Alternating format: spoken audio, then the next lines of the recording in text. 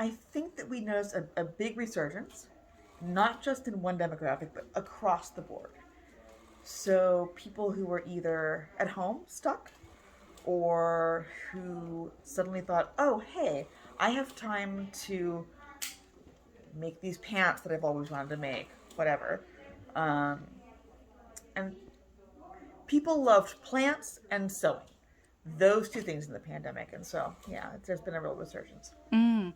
And I mean, apart from the fact that it's something to do, what are the other motivations for people getting into sewing? So, economically, if you spend a certain amount of money on one garment that's perfect, you're not going to have to keep going to the store over and over to try to rebuy something almost right. You get it right. And if it's not right, you tailor it, you know. And if you can't do it, then you find a friend who can.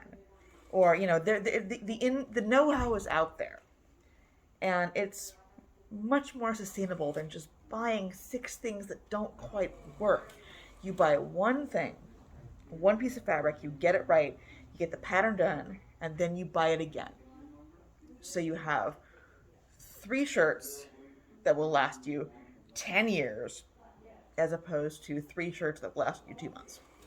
And do you think people are more coming on board with that rather than, you know, as a response, a negative response to fast fashion? They're coming to it on their own. It's not that anyone's saying that to them. They're discovering it on their own, which I think is really interesting. It's a fairly subtle movement. It's not subtle in certain demographics, but it is on a large scale. But people go, oh, I just figured this out. Like, I just bring it to the wheel. It's round. And that's great. You know, we love the round wheel. We'll make the round wheel, you know, and it just makes people happy. And is it something to do with the attachment and the meaning and the personal nature of garments you make? I think that garments, what you wear is intimate. It's what you put on your body that you either feel uncomfortable in or you feel great in. And if you make it yourself, it's very much a labor of love for yourself and your self-image. And if somebody else does it for you, that person is involved in a very intimate way in the way you present yourself and the way you feel. And it's different than buying something off the rack.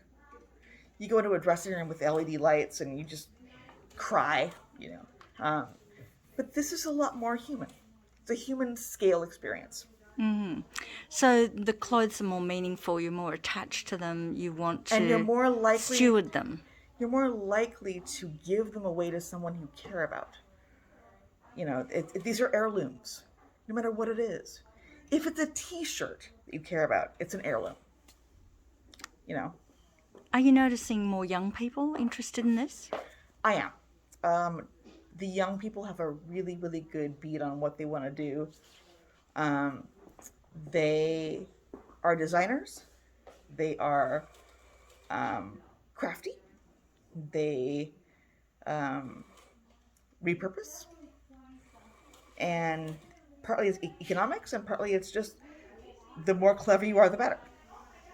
Are you noticing any particular fabrics are coming, you know, being requested more? Natural fibers. Right. Mm-hmm. And are they readily available and affordable? Here they are. Mm-hmm. What do you think's driving that? I would say that natural fibers are traditional. They are,